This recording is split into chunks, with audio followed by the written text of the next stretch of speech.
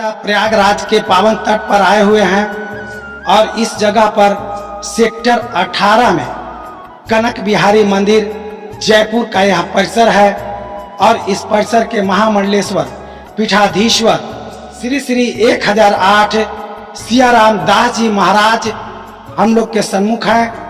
आइए इस पावन तट पर इनका क्या संदेश है, यह अपने सनातनी लोगों को क्या संदेश देना चाहते हैं, समझने का प्रयास करते हैं।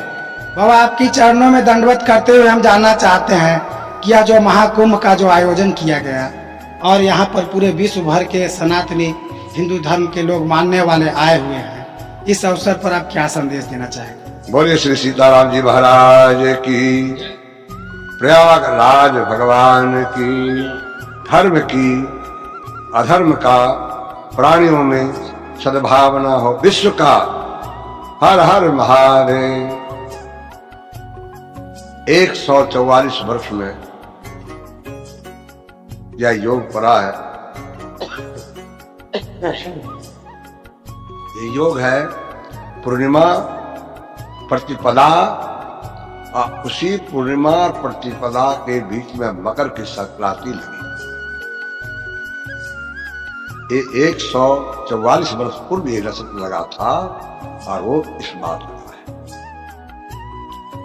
और यहाँ का महिमा तो कभी ज्यादा नहीं कभी कम नहीं होता है। एक जैसा है। प्रति सम्मत असहो आनंदा मकर मंजी, मकर का जो महीना है इसमें आकर स्नान करते हैं। देव धनुज की नर नर श्रेणी सातर मच्चही सकल त्रिवेद। केवल एक नक्षत्र का योग आया है, लेकिन यहाँ का महात्म तो सब ठीक। आने वाले श्रद्धालु किस भाव से आते हैं, जिस भाव से जो आता है उसको ये तीर्थ मिलता है। जो जैसा है तीर्थ तो सब लोग नहाने आते हैं। कोई आपका प्रदर्शनी देखने आते हैं, कोई अपने प्रदर्शन कराता है, कोई लोग आता है वास्तविकता तीर्थ आकर के नहाते हैं, संतों को दर्शन करते हैं, अपने श्रद्धालु की सुमत। महाराज जी इस महाकुंभ में एक जो बातें जो चल करके आ रही है हिंदू राष्ट्र को लेकर के, इस पर आप क्या कहना चाहेंगे? एक बात बताइए, जब पाकिस्तान अलग हो गया, हर देश अलग है, तो हिंदू राष्ट्र हर्ष को होने में क्या दिक्कत है? और किसी को तकलीफ होता क्यों है? इसका नाम है भारत। आज से नहीं, जब से पृथ्वी का सृष्टि हुआ तब से हिंदुस्तान था।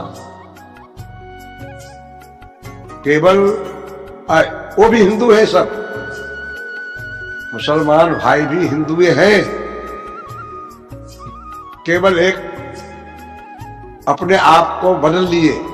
आज देख लीजिए, जब से राम जन्म हुआ सभी लोग अपने अपने साथ पीढ़ी के निकाल के और कह रहे हैं हम हिंदू थे, हम राम जी परिवार से, हम ब्राह्मण थे, हम दुबे हैं, हम मिश्रा हैं, पांडे हैं। कह रहे कि नहीं कह रहे? हम थोड़ी कह रहा हूं। हम तो ये कहता हूं वापिस जैसे तलवार के अपने परिवार को मरने से बचाने के लिए भय होकर के भयभीत होके आपने मुसलमान धर्म को स्वीकार किया। आज आप प्रेम से हिंदू धर्म स्वीकार कर अपने घर आ जाओ। जैसे कोई व्यक्ति गुम हो जाता है तो बच्चे मेला में बिछोड़ जाते अपने माँ बाप से, अब पुनः माँ बाप के मिल जाए तो क्या वो धर्म परिवर्तन हो गया? उसी प्रकार से अगर हमारे मुसलमान भाई वाले ये जाते मक्का मदीना, इसको कहते हिंदू है, ये मुसलमान नहीं है, ये मुसलमान बने हुए हैं, फिर भी हमारे मुसलमान भाई नहीं समझ रहे आए। इनको वास्तविकता अपने पूर्वज को देखे और वापिस आवे, हम लोग गले लगा तैयार होना भी चाहिए। इनको आना भी चाहिए। जब आज तरस रहे हैं राम मंदिर, इतने मुसलमान दर्शन करने आए नहीं आए राम मंदिर में, और कहे हम हिंदू हैं। और यहां तक एक मौलाना जी आए, बोले हमको निकाल दो, लेकिन हम तो राम जी दर्शन वंशज, हम दर्शन करने आए हैं, हम माने। हाल चल है, अब हिंदू राष्ट्र क्या दिक्कत है, तकलीफ क्यों है? बहुत बहुत धन्यवाद महाराज जी आपको। हमारे पास जो पटना से चल करके आए हैं कटैया बाबा के राम सुंदर शरण जी महाराज जी। महाराज जी, बीते दिनों जो है से मौनी अवस्था के पूर्व में कुछ लोगों की भगदड़ में मौत हो गई, क्या कहना चाहेंगे? तीर्थराज प्रयाग में जो श्रद्धालु आए हैं उनको भगवान सब कोई मनोकामना पूर्ण करने और सबको सुख शांति समृद्धि दें, और जो आत्मा जीव को कष्ट हो गया, जो भगदड़ में मारे गए, उनके आत्मा के लिए शांति के लिए भगवान से प्रार्थना करते हैं कि उनके आत्मा को शांति दे, सदगति दे। यही शुभकामना। जी जी, बहुत बहुत धन्यवाद महाराज जी। हमारे पास एक विद्वान जो है वो भी बिहार के धरती से चल करके आए हैं। बाबा जी, इस कुंभ के महामत्य क्या है?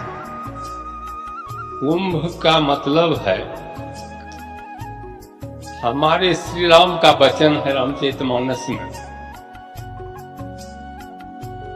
इस तीर्थराज प्रयाग के महात्मा का,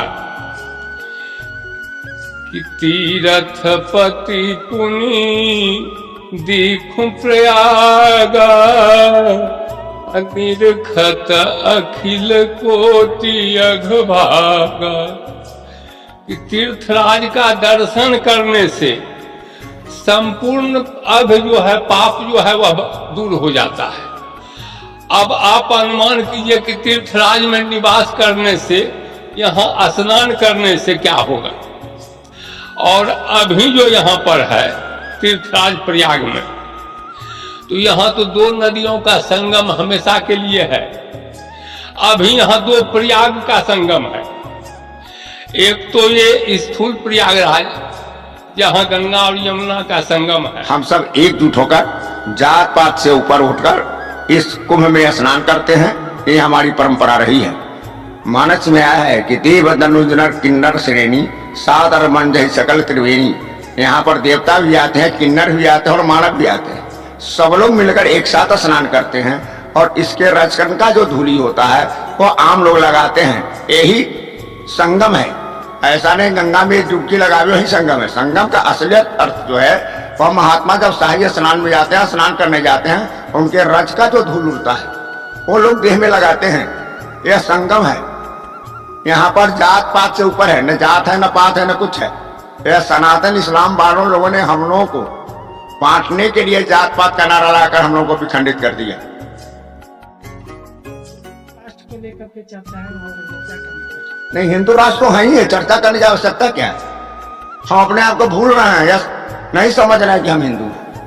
ये राजनेता लोग उस समय भी जिस तरह से शिरखंडी था ना, उसी तरह से चंड स्वार्थ में शिरखंडी लोग इस सनातन को बदनाम करने के लिए ऐसे कुकर्मी लोगों के साथ मिलकर हमारे इस सनातन संस्कृति को बदनाम करना चाहते हैं। जैसा कि आपने देखा, यहाँ पर संत महात्माओं की वाणियां गुंजयवान हो रही है। वहीं इन्होंने हिंदू राष्ट्र को लेकर के भी मतलब निश्चिंत है। उनके कहने का मतलब है कि हमारा तो हिंदू राष्ट्र था, है और रहेगा, इसमें कोई सेंधवारी नहीं हो सकती है। जब मुगल सल्तनत कालीन में जब सैकड़ों वर्ष के दौरान जब यहाँ के शासकों ने इस देश के सनातनियों हिंदुओं को तोड़ नहीं पाया, तो अब क्या उखाड़ पाएंगे। फिर इसी तरह से मिलते हैं एक अगले खबरों के साथ। जय हिंद, जय भारत, जय सनातन।